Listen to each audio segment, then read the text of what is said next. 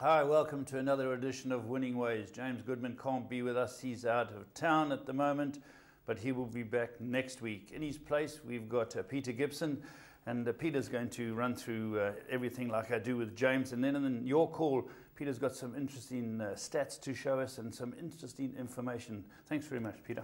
Thank you again, Paul. It's good. It's that time of the year where big racing's coming up this weekend, and the whole tempo's picking up. Yeah, it is. It's a nice time of year. You know, the rains have come certainly in our region, which we need desperately, and of course the big races in Joburg. It'll be fascinating to see the new turf track outer course at Turfentine on Saturday. I actually was there a couple of weeks ago, and it looks fantastic. So Patrick and his team have done a great job there. It's always been a good track, a good training Nice, setup. yeah. It really is a special place to train horses, Turfentine. I trained there many years ago, but that's where the big racing is on the 1st, and we'll be getting on that a bit later. But as is usual, we'll start off with our 3 to follow.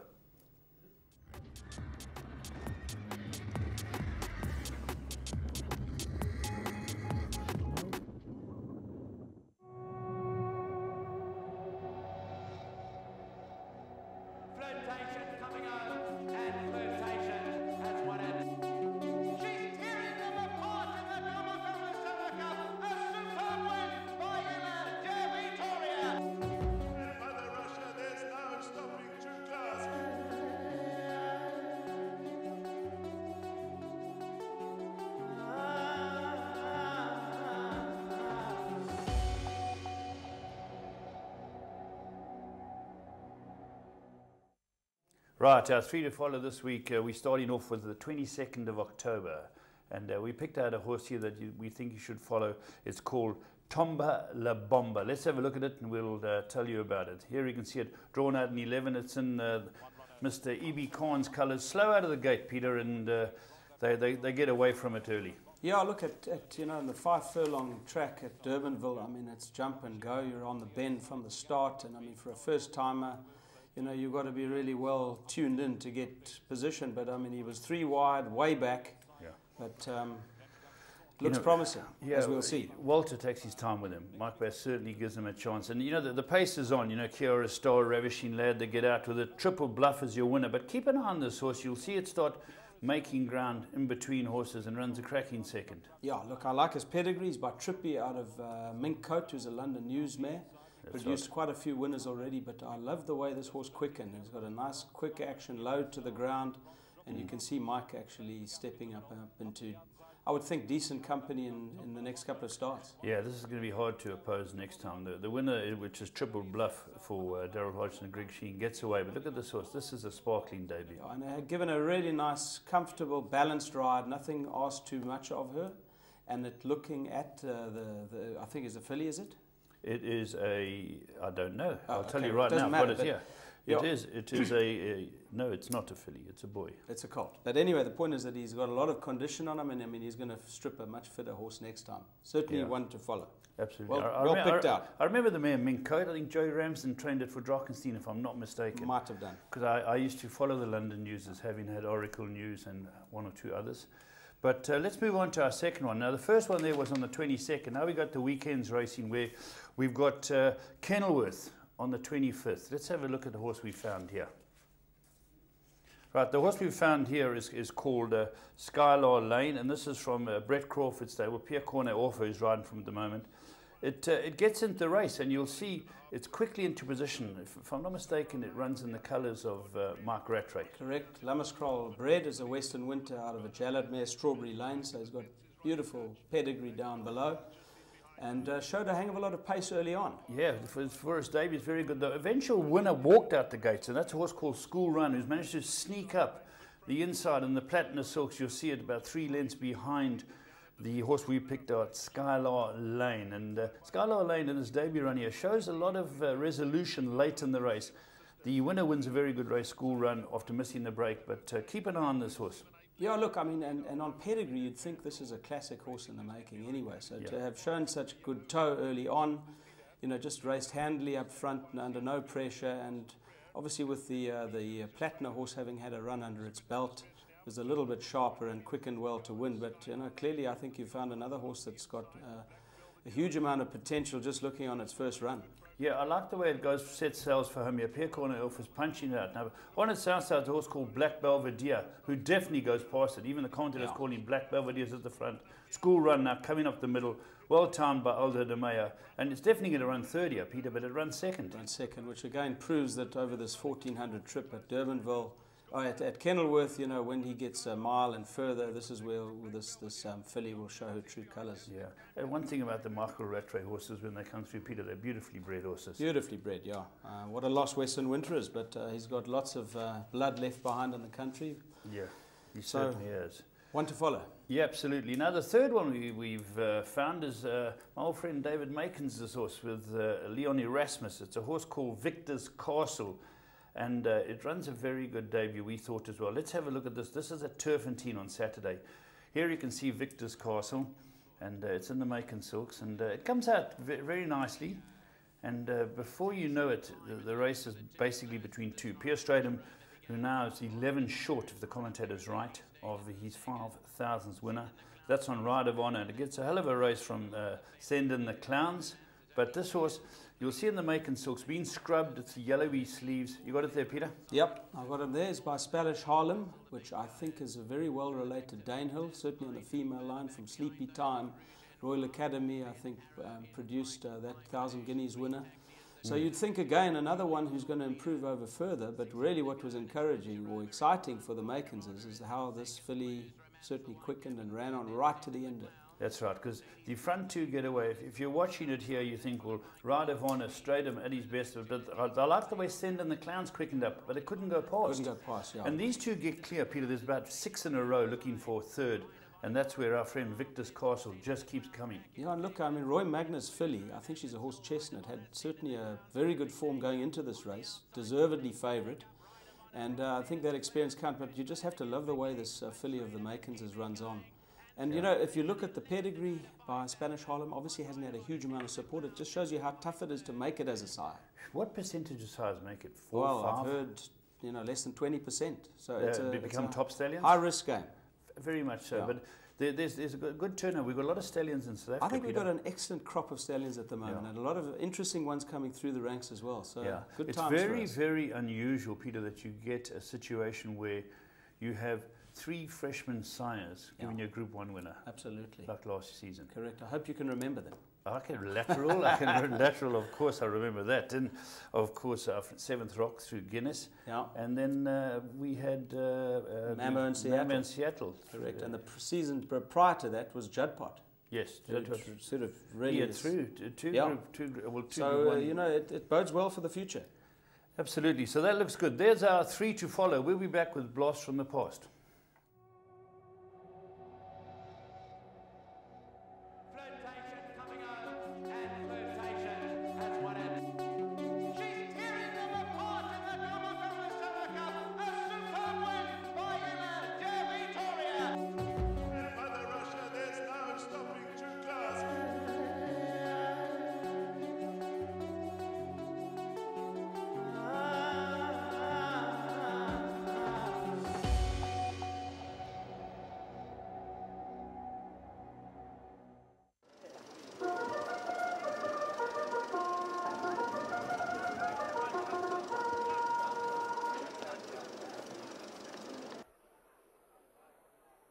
Ready, and the field sent on its way in the Piermont Emperor's Palace Charity Mile, and Cherry on the top got out beautifully the inside jump.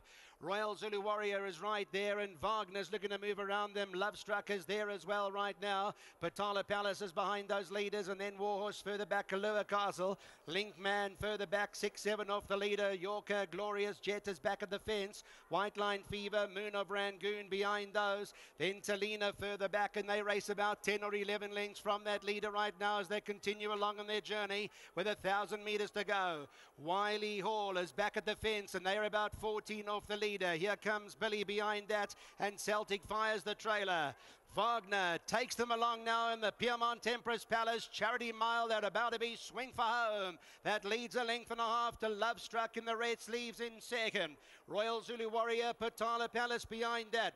Cherry on the top is at the fence and racing 4 lengths off the leader. Kalua Castle runs behind that lot. Then Yorker in the middle. Warhorse and Glorious Jet behind them. Link Man is 7 lengths off that leader as they carry on now with about 400 to go. Love Struck, Royal Zulu Warrior, Cherry on the top, Kalua Castle, Wagner, Yorker's coming out of the pack. Patala Palace is racing in the middle. Love Struck, Royal Zulu Warrior's about to hit the front and does so with 200 metres left to go. Kalua Castle's on the chase. Glorious Jet is racing in behind that. Wiley Hall is also running on to the closing stages, but it's Royal Zulu Warrior. Glorious Jet is back at the rail. Royal Zulu Warrior wins with pride. In second, Glorious Jet. Kalua Castle behind them, and White Line Fever was further back in the field. Com Naidu.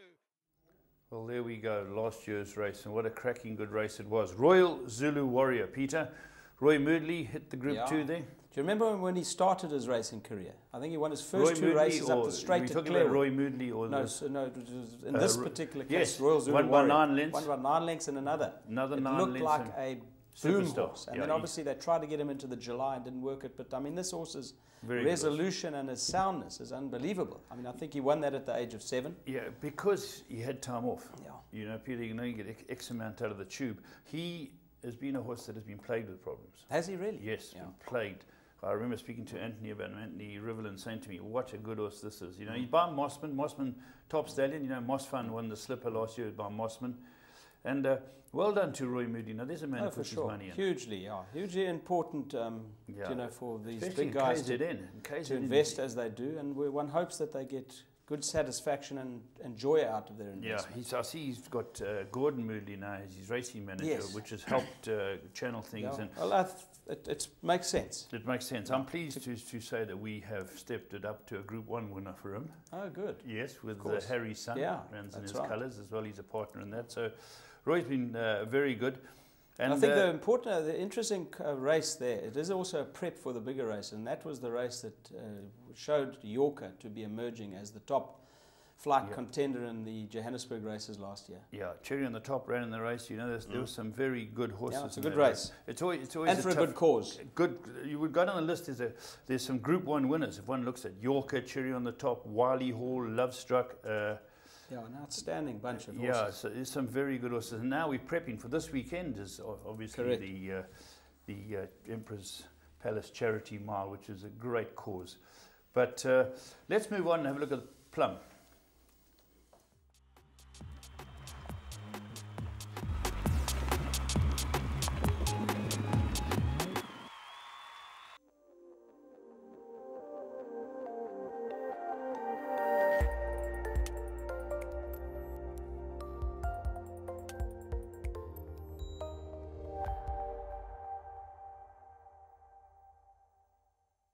Akibura goes in, then Great Rumpus and Chivago's running on.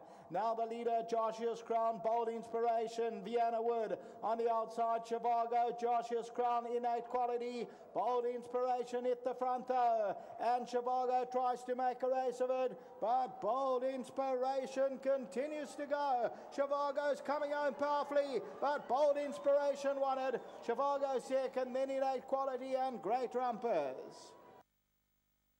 There we go. That's our Plum of the Week, Bold Inspiration, who notched up another win in a row. Well done, Charlie Laird and his whole team and the owners. Alesh Naidu's Fire Trust Racing. This horse, SP was 8 to 10, but there's 11, 12 to 10 available about this horse. Yeah, a big strapping horse chestnut out of a model man mare. Yeah. You know, he looked, to be honest, I know the dry camp fancied Chivago to get close, and they did. They were right. But the truth is, if you look at that race at the end, I mean, if Bold Inspiration had carried another 2 kg, I reckon he'd kept on rolling. Looked at Tad Cozy at the death. So they've obviously got options with this guy. Peter, nice to see the turf there. Yes, it was indeed, man. You know, turf racing is, to me, there's still the lifeblood. Prime, the lifeblood of the racing. Purists, us purists. Of course they are. Yeah, so it did look good. I mean, you can't see what's around the corner, but up the straight it looked fine. Looked fantastic, and good to get the feedback, positive feedback from the riders. They are gently starting to get us back into turf racing. You know, we have a lot of poly races, and we can determine which we want to do. The poly was brought in obviously for inclement weather and when tracks are taking a beating, and it's monitored closely by Graham Hawkins and his team here. So I know that they've got to get it right, and they are doing a good job, I'm pleased to say. So let's hope they do keep us turf racing, because there were 2 turf races tonight. Very good. So that's your plum, and as you say, get onto Interbet, you get those extra odds, and good 11, 12 to 10 about this horse, Bold Inspiration, who won well again. Let's go on next to our current affairs. Get the best odds on horse racing and sporting events. For every bet requested, we review all the bookmakers and select the one with the best odds.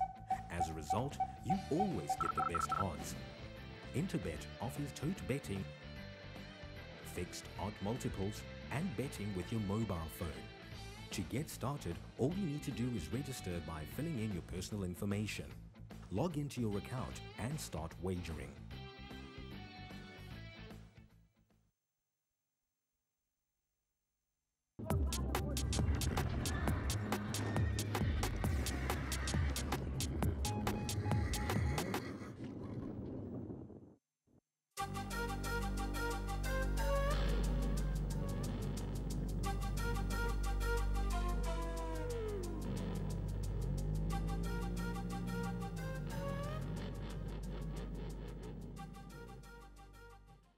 Welcome to another edition of Current Affairs. We've got some racing. There was group racing down in Port Elizabeth on Sunday, and Saturday there was group racing in Cape Town. There were a few listed races around the country, but we showed graded races here.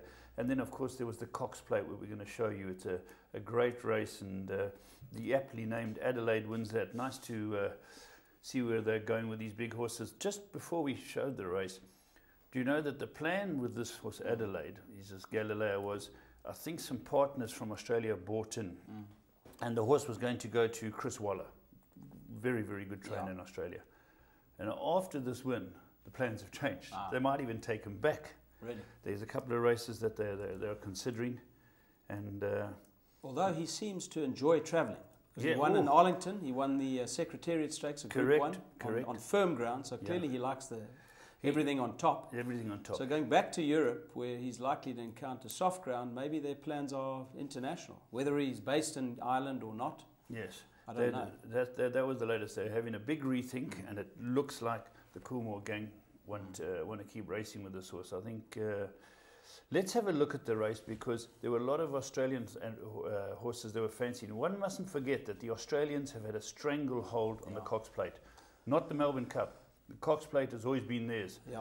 In steps the Irishman. That's right, with the other Irishman on top. That's Ryan Moore. Ryan Moore, another great rider. But let's have a look at the race. This is the Cox Plate Saturday in Australia. Field is ready to go. Set. Sporting Bet Cox Plate, they're off. Happy Trails went up in the air. He's missed it badly down on the inside. Faulkner began well. Wanjina goes forward. Sideglance got away quickly. Adelaide eases. The Cleaner away fast on the outside. He's up there with Sideglance, Almalad. And just off them, Faulkner. Here's the first turn coming up. And Wanjina, the 3-year-old, kicks up to hold the lead. Not for long, though, because the Cleaner's on his mission out wide.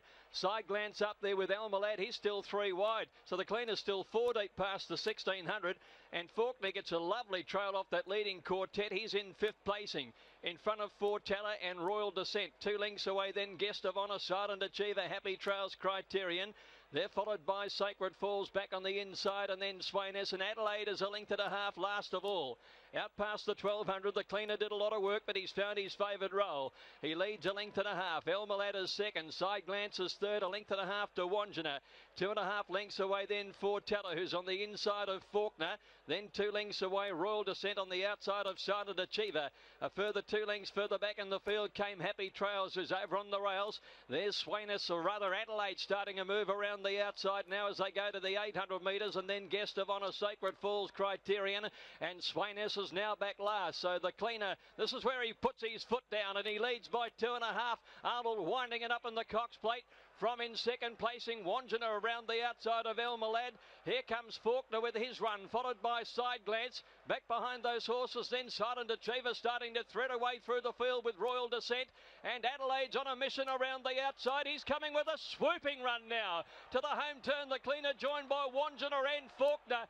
Adelaide continuing his resolute run around Silent Achiever and then Side Glance. Faulkner first for the judge. Adelaide ran to second from Silent Achiever and Side Glance. 100 metres to go. It's Faulkner tackled by Adelaide. Silent Achiever's coming home well. Adelaide, Faulkner. Adelaide on the outside in front, and Adelaide has won the Cox Plate. From a lineup, Faulkner's there with Side Glance, Fortella, Happy Trails, all in photo finishes. Close up as Silent Achiever. Just behind them is the cleaner, followed then by Swayness and Wanjina. Well, there we go, a great race, and the aptly named Adelaide winning it for the O'Brien team. And do you know that Peter, a lot of people don't know, he hasn't been back to Australia for 6 years, Aidan. He had a fallout in the 2008 Melbourne Cup. He clashed with the stewards. Okay.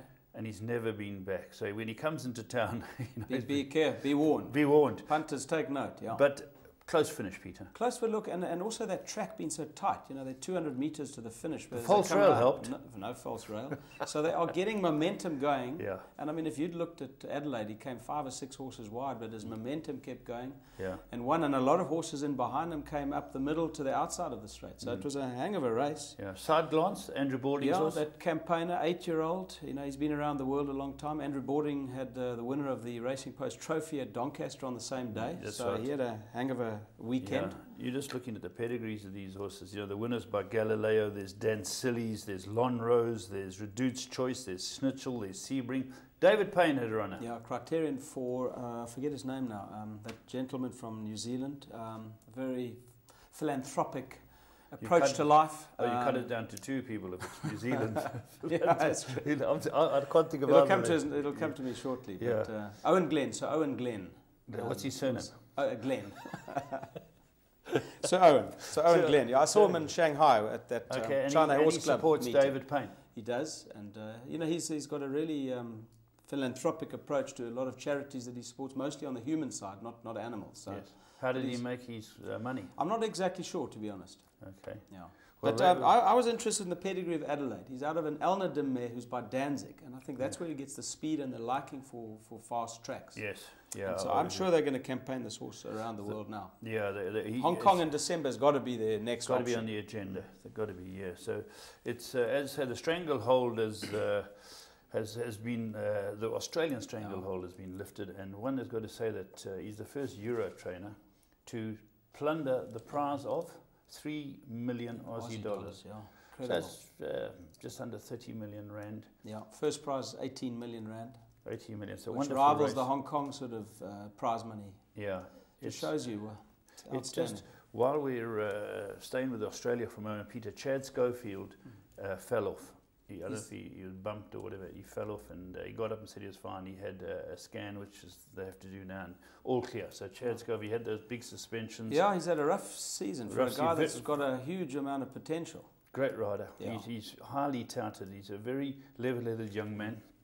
So it's good to hear that Chad Schofield's on the mend, and he's out there getting back onto the winners. But let's not go to South Africa yet. Let's talk about what happened with Military Attack. Here, the Oratoria. Oratoria. Sort of Pippa's flagship horse in Hong Kong. He ran another cracking race. Just got up. I actually watched the race because a couple of South African breds were running on the day. That's right. And he got up on the rail under a very well-timed race. Did Dougie White ride the runner-up? I can't Have recall. Fun or something like that. It was Gold Fun, in fact. Gold Fun, yeah. Correct. And the third horse was... That was the interesting horse, you know. Ambitious Dragon, twice horse of the year there. Tony Millard bringing it back. Was it 18 months or something? I'm not sure exactly. I wrote it down. Yeah, 18-month layoff. So it was a great run. He kept coming at them, and he ran a good race. Ambition Dragon. Tony was reportedly very, very happy with the comeback. Yeah. But Military Attack, and it won this Group 2. It's a tough race. There were a lot of good horses in this race. Look, it's a prep. Obviously, gearing up for the December races in 14th of December. Correct. They took this horse away from Moore, who used to train at Military Attack. Did they? Yeah, they're giving it to a new guy, and he said, I think it'll need the run. It won. So well done to him. Yeah. There must be a lot to come. But it won a very good race. Right, Peter, let's move on. I think it'd be nice to highlight the run of Heaven as a Racehorse. Yes. King of Kings. I think he ran third in that big race on July Day. Yes. Then he was exported by Winston Chow. He got to Hong Kong, he moved to David Ferraris. But the horse simply didn't climatize. There's nothing wrong with his soundness, David tells me, and Winston tells me now that he simply just won't put it in. And this, on Sunday, they raced him handily, and he ran and stayed on nicely over a mile. So hopefully, I mean, he's come way down the ratings. Maybe he can get his confidence back and win again. King of Kings. King of Kings horse, yeah. Who had him here? He would have been trained by Gavin Van Zyl, I would have thought so, yeah, because Winston He won in Joburg. He came down to Durban. He ran a hell of a race in that group. Did his name change as sometimes happens? No, he's retained his name. Retained his name, okay, that's... So we're hopeful that he gets back into winning ways. Yeah. Excuse the pun. All right, let's move on. We had 2 group races in this province, and well, not in this province, in this country. And the first one we're going to show you came on Saturday. And this was the Cape Classic, which has turned out to be a very interesting race every year. And the punters had sided with ML Jet, and he looked to be the horse to beat, I thought, initially. Well, at the weights, you'd have to have said he was an absolute certainty, and the betting supported that. Yeah. There were horses like the third horse, Heartland, who was unknown but highly touted, who ran a decent race. But Active War, certainly Joey's found himself another very good one. I think this was an outstanding performance. I mean, giving 4.5 kgs away to a horse of the caliber of ML Jet. I think his name is Miljet. Susan Browett will tell me correctly, but... Well, if it's Miljet, it could still be Michael Leaf. Of course. The ML being Michael Leaf. It was destined for Michael to have purchased it. Yeah, it was. So, he didn't change his name? No, he was named that. He's named after, I believe, in Eastern Europe or in the Balkans. It's a name of a town or city, and I'm sure that its name is Miljet, not ML Jet. But I will clarify that. What has it got in the race card? Well, he's spelled ML Jet, but he spelled ML pronunciation... which Miljet. I think is a Balkan... yeah, it's ML Jet in the race card, but pronounced Miljet. Miljet. It's getting worse, Peter. Something like that. We'll find out. We're going to stick with Michael Leaf, if you don't mind, because he's one of the good guys in the game. And well done to him. But let's go have a look at this race. This was the Cape Classic. Midway round that turn now, they race on down towards the 800-metre mark. Zingaro has come forward to pick it up. Heartland around them all has gone up to race in second. They being followed by Moonlight Runner, who's back of the rail racing in third. ML Jet is just outside of that, and Active War tracks that one. Sheer Trouble back towards the inside. They're homeward bound now and off the false rail with 400 metres left to go. Zingara comes forward to pick it up in the centre. ML Jet now comes home hard up towards the outside. Heartland is coming alongside him. Active War is wider out in the track. ML Jet is flat to the boards. He's in front though from Active War. Nothing more from Heartland. He's gone. ML Jet takes the advantage, and now Active War charges home up the outside. Active War comes at ML Jet, and Active War, too strong, goes on to beat ML Jet. Tight behind that for places. Sheer Trouble was lunging late at Heartland. Further back. Well, there we go. A very good race, Peter. One area of concern for me was the pace. Yeah, they dawdled. Yes. The Cape Crawl came into existence. Sprint where it might just have been against them, which is not that I'm detracting in any way from the winner. The winner is a very good horse, and well done to Joey Ramsden, and of course Arthur Marcus is in town. And it looks another good horse, but they have to go further now. The Guineas, the Derby, these horses, it'll be interesting to see how they crack on. Not the worst of runs with Heartland, beautifully placed. Still learning his business. Yes. But I mean, you have to say that the winner, I think the Eusters have got a top-class horse here. No doubt. You know, speed obviously is his forte, even though I think he won the Langerman over that 1,500, that strange distance of 1,500. And I think a lot of young horses get away with that trip. It'll be really interesting to see how he goes in the Guineas. At level weights, I mean, giving 4.5 kgs away to Miljet is an outstanding performance. So I think they've got a serious horse here. He's out of a Cordoba mare. Cordoba mare, that's where speed comes from. Obviously, Dynasty is going to add the classic influences, but I mean, what an exciting horse. Yeah, he really is exciting. And I think the Cape season is starting to bubble nicely with these 3-year-olds coming through. And the top 4 there would have come away with a bit of glory. They're not to be written off the 3rd and 4th horses. Right, let's go on to one of the big races that comes along down in Port Elizabeth at Fairview the Algoa Cup, a race, Peter, that I have won. Oh, have you? Yes. What was the horse's name? Shining Rock. Shining Rock. Jeff Lloyd rode it for me. Sure. Matthew Lips and I flew down on the day of the race. And in those days I was a carnivore. I had a bad prawn salad. And I got off the plane needing a wheelchair, immediate and extended hospital care. Yeah. But I watched the race in a peri-coma. And Jeff Lloyd at his brilliant best. Okay. Who was he by? Shining Rock, good question. Now you've got me at Flaming Rock? By No. Was he before that? Yeah, it was before that in there. Yeah, it was one of those Jeff Lloyd brilliant rides that won it for me. And Matthew led it in for me. My colours. Matthew led it in for me.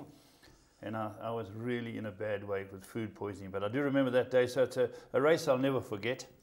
And this year it picked a big field. And again I see the Snaiths, as Jono said on air, they look at this meeting to send out their horses. It's a good meeting. And you get top jockeys coming from all around the country. Pierre Stradham, he won a race under a great ride. A couple of his mounts eased out during the day. I thought he was going to have one of those days where nothing goes right, Peter. But well, the local guys said that they'd expected to have 6 winners on the weekend and didn't quite get there. But, you know, they do bring a big team, and it's well supported by the Cape guys. And this horse of Disco L, I mean, he really just ground out and he got going late. He stayed well. Another big winner for Joey and the Eustace. So a good weekend for Joey and the Eustace. Very good weekend. Whose colours is running? Does it run in our friend? It'll be in the book there. I haven't got that book here. What's his name? The film producer, Anand Singh. It looked like him and his wife's colours. You know, maybe they partnered with the Eustace. But again, a great ride by Arthur Marcus, and it looked a very good race. And that course has always been a good course, hasn't it, Peter? Very fair, and it was great to see the turf again. You know, having come back, it really. I mean, if you'd watched the Friday racing, there was no kickback. I mean, it just shows you how much benefit turf has of being rested. Yeah, absolutely. And so it looked great, and so obviously they're back into their summer season now, and a lot of turf racing to come. But it was a cracking race. David Thistleton. The journalist down here tipped Forrest Digger at big odds. It ran a great race, and spirit of thought for Mitch Visa. He ran 2nd and 3rd. He tried to keep the home flag flying, and his 2 horses ran excellent races. And he had Gift Fineka and young Mr. Dillon riding his horses, and he had to bump into Arthur at his best. Yeah. Let's go and have a look at the race. This is the Algoa Cup. Algoa Cup, grade 3 field moving to the stretch now, 800 metres left to go. Blaze of Fire, the leader from Gone Baby Gone. Maasai Warrior now, and on the outside now, Arian's gone to the extreme outside rail. Forest Diggers looking to creep closer now. Bonnard on the far side there, Political Playboy in behind that Silent Partner. There's many in with chances. Disco L starting to move up now as well as they come into the last 350 here. It's Silent Partner, Forest Digger along the outside is coming on powerfully here. Then comes Maasai Warrior. Titus on the far side. Political Playboy and Silent Partner. But it's Forest Digger holding on. Disco L is now getting into gear here with 100 metres left to go. Silent Partner and Disco L. And Disco L comes up to pick it up and win it. I think Forest Digger got second ahead of Silent Partner and Bonnard. There we go, fantastic winners. A great weekend for both Joey Ramsden and Arthur Marcus, and there were 8 horses from Cape Town contesting that race. It's a hell of a good race to win. Yeah, it is, and it's a fair race, long straight. I think it's a decent prize to win as well. And in fact, you were correct. The horses owned in partnership with Anant and Vanashri Singh. Okay, yeah, their colours. So they've got to be chuffed. Another good winner for Captain Al. Yeah, Captain Al, what a stallion. Isn't he just? Absolutely brilliant stallion. Peter, anything else you got? Any other news we should know about? No, I think that was it. It was a good race, weekend of racing, and really prepping for some great races in the forthcoming months. Absolutely, and it all there's a lot of big races coming up in Gauteng on Saturday. 2-year-olds, 3-year-olds, the ready-to-run races there, Peter. The big cup race. The charity mile. The charity mile, a very important race on the calendar for me. It's great importance. All of these charities, great important because of all the charities benefiting. But let's go on to your call.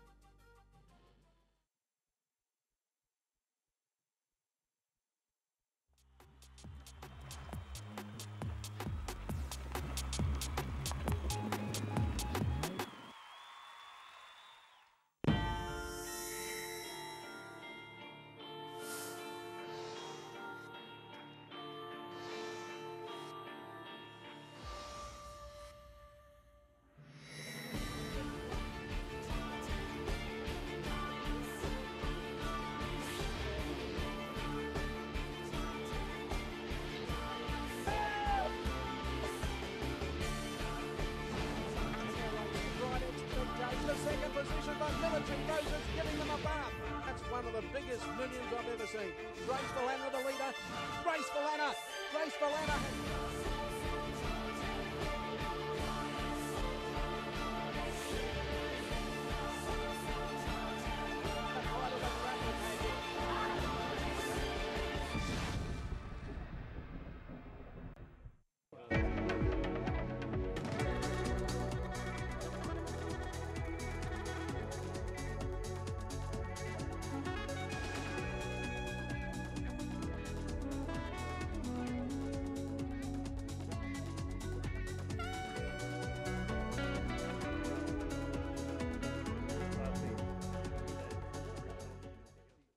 The Empress Palace Ready to Run Cup, worth a staggering 3.85 million rand, run over 1400 metres, takes place at Turffontein Racecourse on Saturday the 1st of November. It also just happens to be one of the greatest sporting legends of all time, Gary Player's birthday. It also sees the running of the Charity Mile, but in order for these horses to qualify for the Empress Palace Ready to Run Cup, they have to participate in a whole host of gallops, which started at Gosforth Park. They then came to Turffontein, they've been at Newmarket, they've been at Summerhill, but we're off to Yellow Star Stud down in KwaZulu-Natal. And the first person we hope to speak to is none other than prominent KwaZulu-Natal trainer, Alistair Gordon. I think the horses this year are more used to the gallop facilities, and I think some of the gallops this year have been absolutely outstanding. They obviously come from far and wide, but I think that across the way, Balmoral Stud have got a distinct advantage in that their horses are prepared very close by, and it's just a little walk across here, no stress for them, and of course they know the environment. Yeah, I think it is a big advantage, and it is a nice gallop facility this. I mean, it's a pretty level gallop, and it's quite soft. They put shavings on the top, and it's quite nice. So it's good for the horses, and I think, you know, the horses hopefully will come out of their gallops really well. But yeah, there have been some impressive gallops today, and I think there's horses here for everybody. You know, whether you're looking for a cheapie or whether you're looking for the top of the market, I think there's some really serious horses here. The take-home message is that this is definitely not a hurry-up sale. It's a sale that you can get longevity out of. There are many horses that have raced till 6 and 7 that have come off the sale. 100%, but there are some that come off the sale that could be ready to run in a month or 2 months' time. But you've got to try and sift out what you're looking for and find the right horse. These horses look exceptionally well, and I think they've been very well schooled, and they've been pretty impressive the way they move. You know, they're sensible, and that's so important for the future buyer, because if they're not that well schooled, you know, they duck and dive all over the place, and you can't really see the action. But I must say, these horses are really performing well today. Speaking to some of your colleagues, not least of all Mark de Kock, he refers to bone density, that the sooner you get bone density into these horses, the more likely they are to stand up. And it doesn't mean to say that because you buy the horse on the sale that it has to race very soon. Your sentiments on that? Oh no, I agree, absolutely. You know, I grew up that way. You know, years back when horses were bought at the Joburg sales in March, end of March, beginning of April. You know, our horses never went back to the farms. In actual fact, when I was still working for my father, we'd buy them, and he would go to Durban. I would break them in down in Cape Town, give them 2 weeks off, break him in, and start exercising him straight away. In August, when he came back, we'd really put him on the grass. But you're not ripping their guts out, but exercising them, because you've got to actually create bone density. We have a tendency now in this country to actually just throw them and leave them on the farms. I don't think that's really the answer, and we've won many group races and classic races, and that's why we used to train them before. I like the ready to run. You know, the horses are brought on slowly. The buyers get the chance to see the horses move in front of them. You know, part of the job's done. I look at the horse, how the action goes, and then I go back and look at the conformation of the horse, and then decide if the two match up, and then you can be onto a good thing. Well, obviously the incentive is a very good one. I mean, there's big money to be won over here, but it's not necessarily the reason that you come to the sale. No. I think there is an incentive. You know, it's a 1400-metre race, and if you're actually buying for that race, you've got to look for a 1400-metre horse. But there are lots of nice horses that won't necessarily be ready for that race, but there are some very nice horses on the sale. Yes, I think so, Andrew. You know, I've always been a parading type racer, from the late Gabby Soam, who taught us that you go to the parading, and he always said his motto was always, the eye doesn't lie. And I like to get to the parading, I like to look at horses, and I like to look at the gallops. I think it's very important the way they move. I've seen a couple that move very well today. I watched a couple of gallops inside the marquee where they showed you the slow motions. You're able to see a little bit more on the slow motion. They come through quite quickly. I think the first few gallops were a little bit misleading because there were advertising boards on the sides, and a couple of horses were green and shied away from them. But I think we'll make a shortlist lap for now, and then what we'll do is we'll go to the stables at the sales and we'll have a relook at them, and then we'll make our decision. So you're confident that you've seen something that's going to take you right to the top here? If it's in my price range, of course, but I've seen some really nice horses. You know, first of all, a lot of the horses have been paid for to this point. So, you know, new owners who come into the game, they don't have months of keep to lay out for, and the horses are obviously close to a run.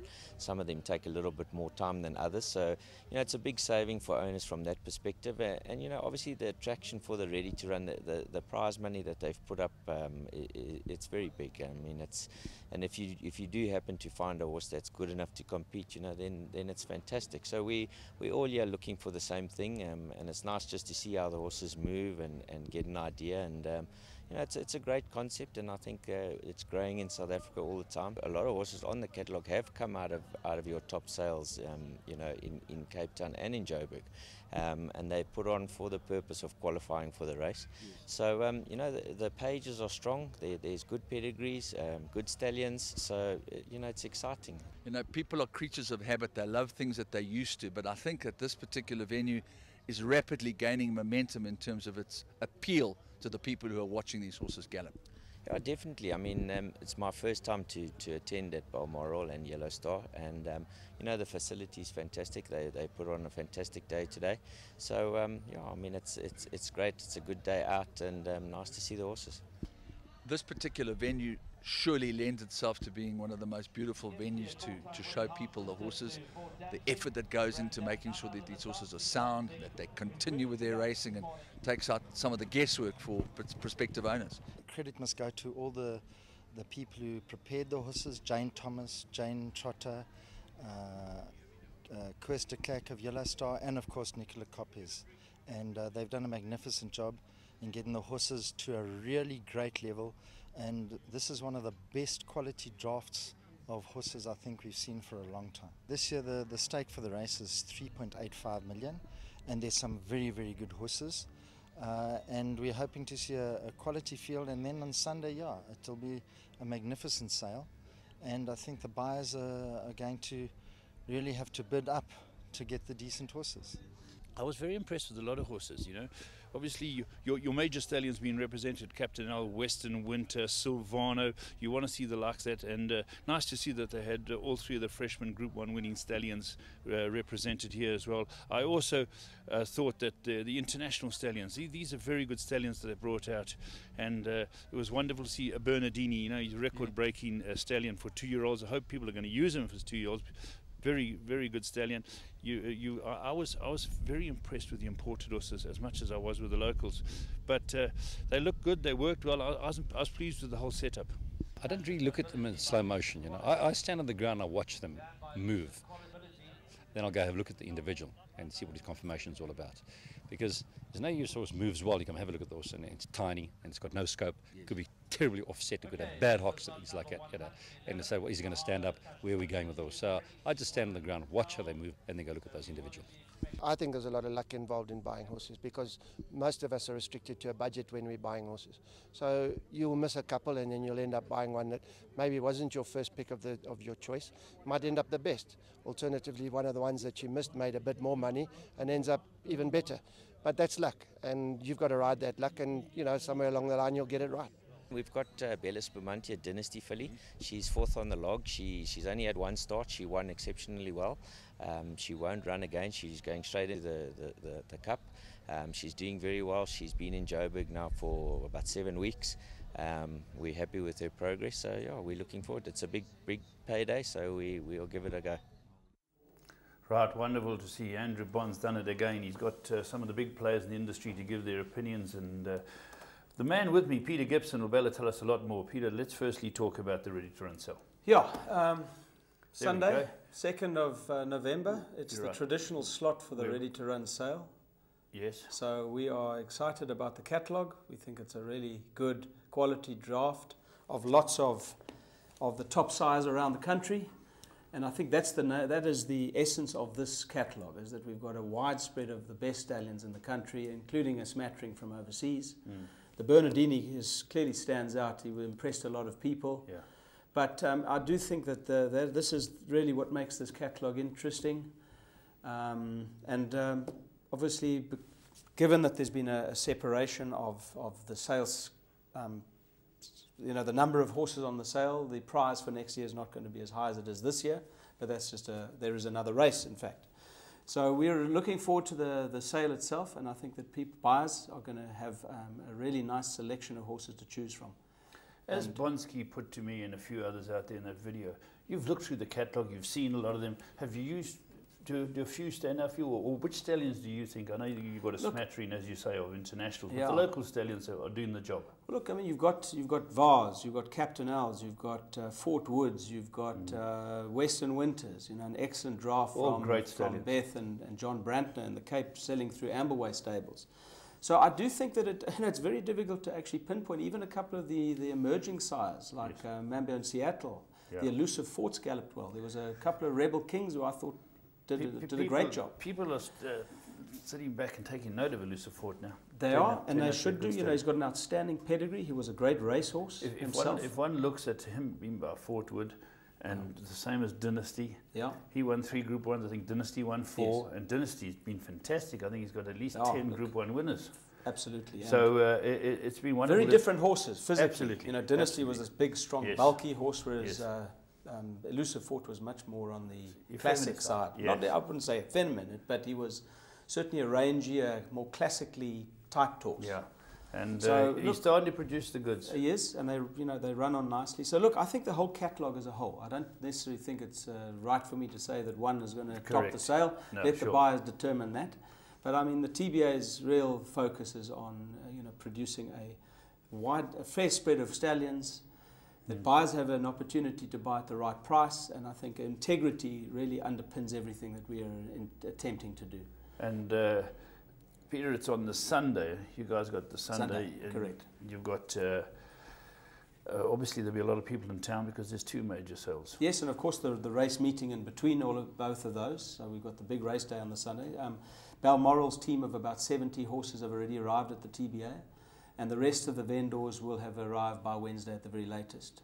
From an international perspective, something that we're going to instill as a policy in the TBA sales is that all horses will be pyro tested, all colts on the sale, and a selected number of fillies. And at least that provides a base for international guys to make a decision about. And other sales certainly... They will be tested, but will it be advertised? Yes, it will be. It will be put up on the website. We expect to have the results back by Friday afternoon at the latest. What type of follow-through do you get on the website, Peter? Look, very good.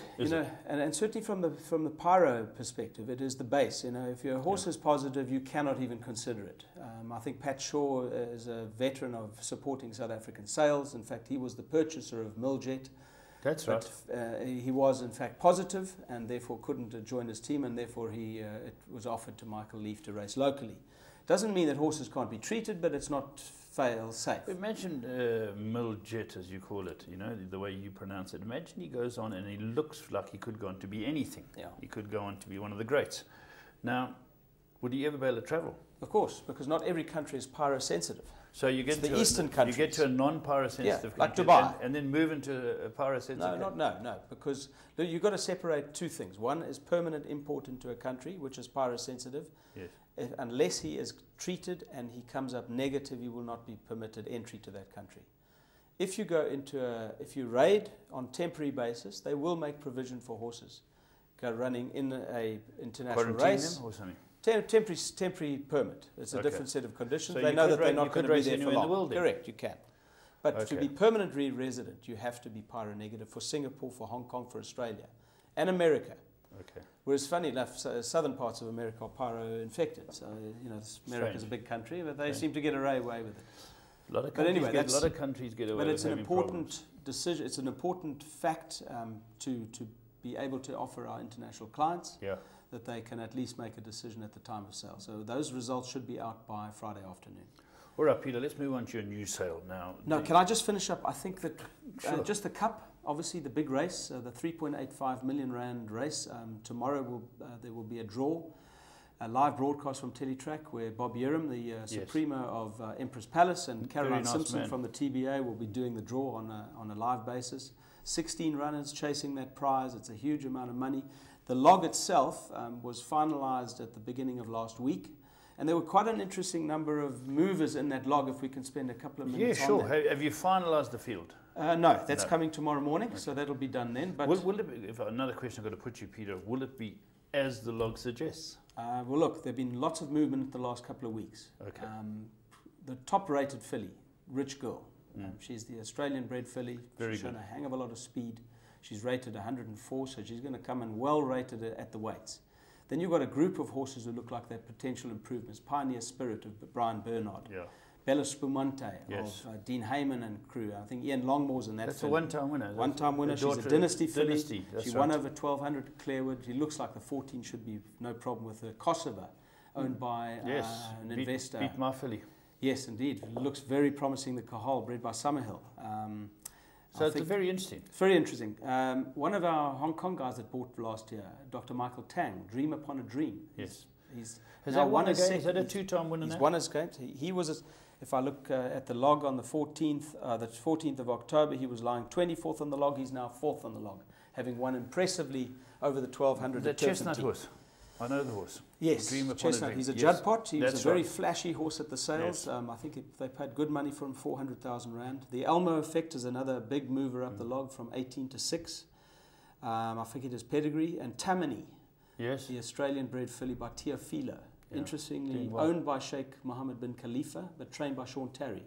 Yes. 1.4 million rand purchase, won in consummate ease last time, and then she's gone way up into the log. So it'll be, the most interesting part of it is in fact the lower end. Yes. Between 14 down to 20. As is the norm with all those logs. With all those logs. Peter, just have let's talk about the charity mile, because I think it's a major race. It is it's the old November. Top horses, Group 2. Old November. And now they got 16 charities, of which the horse that runs last gets 20,000. Yeah. It's a great thing. Have they done that field and have they linked their charities yet? Yes. I think they have. They have done that, the final field has been announced. Yes, whether the charities have been aligned yet, I'm not too sure. Yes, okay. But it's a really good day's racing, 12 races, lots of interesting prep races leading up into the season. Of course, the highlight being the Empress Paris Charity Mile, or the Charity Cup, and then of course the Ready to Run Cup with that big prize. So best of luck to all the runners, and we thank them for their support and look forward to seeing them on the Sunday anyway. Absolutely. Let's talk about your new sale now, Peter. Yes, look, at the request of many of our breeders, our members, who are part of obviously the TBA, it was requested that we put on a sale in the Cape. Traditionally we had the Goodwood sale, and after that it was held at casino grounds. Yes. So it's been a long-standing, lots of very good horses that have come out of it. But I think the big news for us now, that sale is now going to be split into 2 days. The 22nd of February, which is a Sunday, we're going to have a select session of 50 horses. Do you believe in the select idea, Peter? Look, I think there's always the opportunity for both buyer and seller to sell in a very upmarket. But didn't your organisation go away from that? Look, they went away from the green pages. Yeah, that was select. Correct, it was select. This is a different thing. This is going to be based on a higher entry fee, so we're leaving it up to the breeders to actually enter their own horses. Oh, so the normal pre-selection criteria will apply, but those horses are 50 horses sold at that Sunday night session as part of a gala dinner, a black tie event. We're going to announce it more formally in the next couple of days. But I think that's going to have a huge amount of appeal to breeders who want to sell their horses, their top horses, in the Cape, as opposed to bringing them only to Johannesburg at the National Yearling Sale. Okay. So it's going to be a fantastic evening. The balance of the horses will be sold on the Monday. And I think that sale again is going to just provide both breeders who want to sell horses in the Cape, as well as buyers who want to go and buy horses at a fantastic venue, the Val de Vie Estate. Just next to the polo grounds, we've got a really nice team working on doing this, making this a spectacular sale, and I think it's going to be really attractive to both buyer and seller. So we look forward to announcing that in the next couple of days. Okay, Peter, just before we finish, you've put together some slides going back the last 17 years. Yes, we're going to put them up. We need you to elaborate a little on them, if you don't mind. Yeah. And look, I think, Paul, the point of this is that in the absence of any serious likelihood of having stake money growing significantly, which allows our buyers, owners to get a serious opportunity to get a return on their investment, the exports remain the #1 key.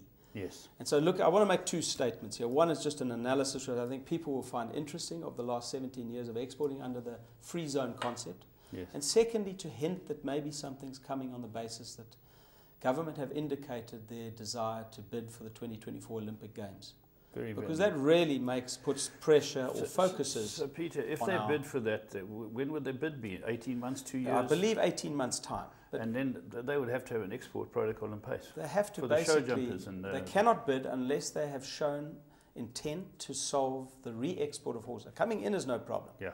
400 horses will come in and go out within a month, as they have done in all the other Olympic Games. So that's good news. It's excellent news because it focuses and prioritizes attention on African horse sickness, its control, the mechanism to move horses out of the country, etc., etc. Okay. So we'll touch on that in more detail. But I think you must keep us posted with that, Peter. But yeah, let's move on to these slides because I'd like to get a bit more info on these things here. This one here, Peter, just read it and tell us what you're talking about. Look, the protocol was developed in 1997.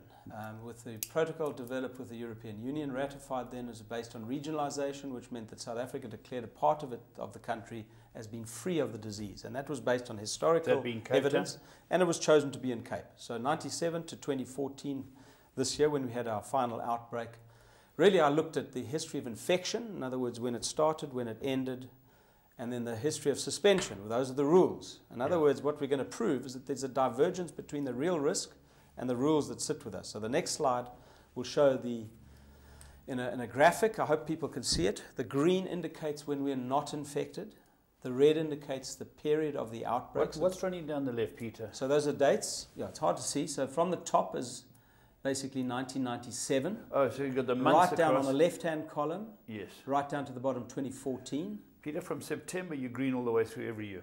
From September, October, November, December, January. Very plainly shows. And you can take 100 years prior to that and probably another 100 years going forward, with the odd exception that there might be some sort of change over. That's very interesting. But the truth of the matter is that if you go to the next slide, so the red, just go back one again, Raymond, if you don't mind. The red indicates the start of the outbreak, and this is all verified by state veterinary reports. Of course. The records are there. The end of the red is when it ended.